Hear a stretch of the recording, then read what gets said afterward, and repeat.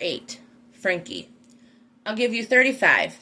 I lean my unbroken arm against the glass case and smirk at the burly woodsman-looking guy behind the counter. Come on, it's worth at least 50. I swallow hard against the rubber lump caught in my esophagus. At least one of my sweaty palms is hidden in my splint. The other I wipe discreetly on Jude's stolen sweatpants. Swiping thick fingers through his beard, the man regards me with curious brown eyes. The corners crinkle as he considers my counteroffer. A phone rings from beyond the ajar door at his back. Hang tight and I'll have an answer for you after I take this. I smile and nod, playing the part of a normal citizen in need of a few bucks, and not a newbie klepto who's trying to hawk her savior's watch for a freaking bus ticket. I don't have a few minutes. Jude has more than likely already discovered my absence. I bounce my gaze around the shop, filled with what I assume is a bunch of junk. Long-forgotten memorabilia and relics lined outdated wooden shelves. A few big-ticket items stand dusty and forgotten in this small town. The sight of the front door delivers a regular hit of adrenaline. My muscles tense, ready to haul me out of there at a first sign of trouble. Was this watch a gift? The clerk's question recaptures my fickle attention. Men's watch. Dainty wrist. Can't help but wonder where you got such a nice piece. My breath catches. How nice. Oh God, did I steal a family heirloom? I mean, it's not a Rolex, but it's well crafted. I raise a cynical brow. So what's with the lowball offer if it's such a nice piece? He studies the watch in his hand, then looks at me. About that. His gaze drifts over my head. You'll meet me at 50? I question hopefully. Nah, the offer is rescinded. I can't give you a dime for this. My jaw drops. Why the hell not? He leans across the glass case on a determined elbow. Because I don't take stolen property. Fuck. The clerk straightens and lifts his chin. Hey, Jude. Clayton. That singular word and that voice sucks all the air from my lungs. Damn it, Frankie. I knew I should have taken my chances hitchhiking. Thanks for hanging on to my watch for me, Jude says from my back.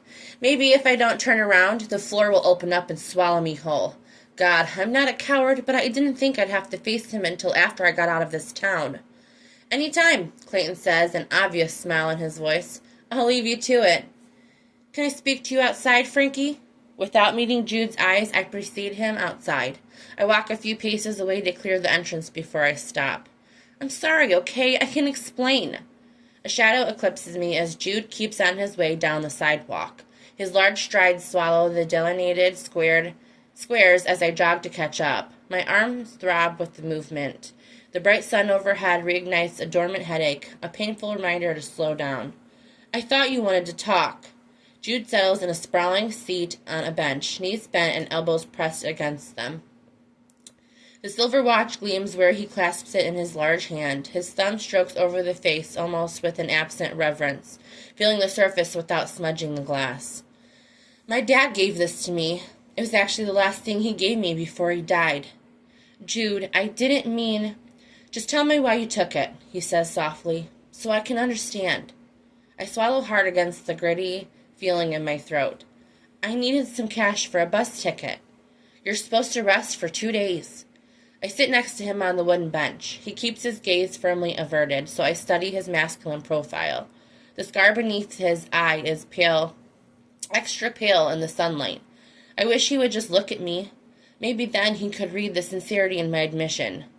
Look, I only meant to pawn it for collateral. The guy said I'd have 30 days to pay back the loan. I was going to take a bus home and mail you a check so you could go pick it up. I was just borrowing it. Like you borrowed my van? He looked at me then, a brow tilted over his gray eyes in challenge of my disastrous plan.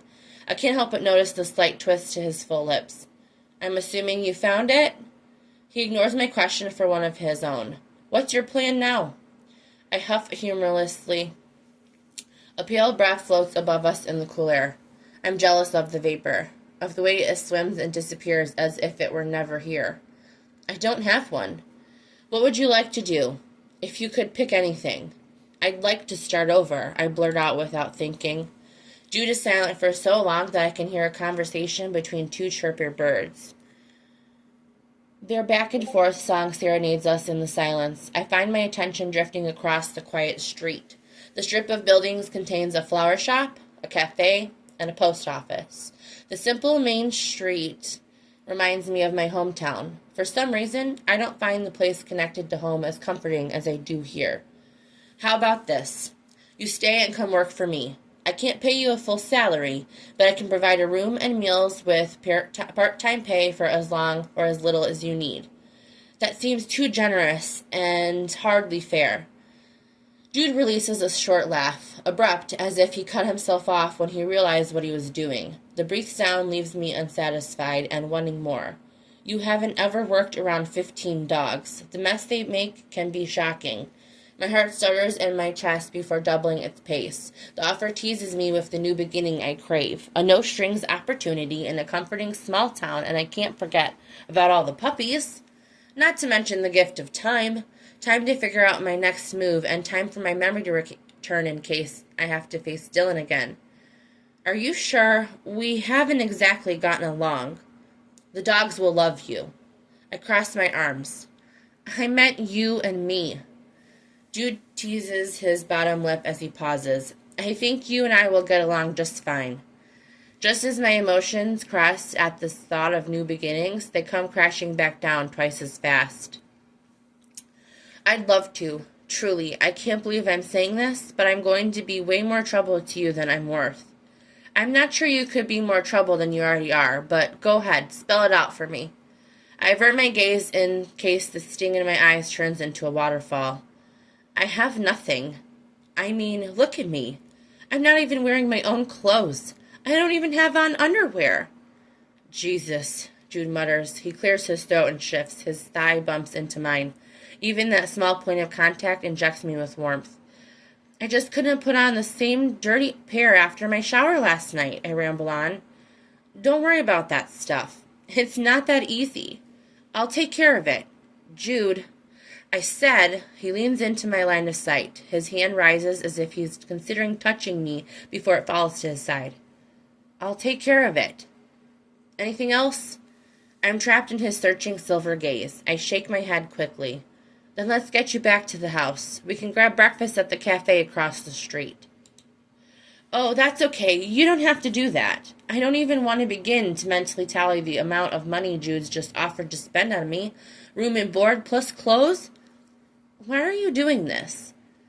Jude's sighs blocks the sun from my eyes.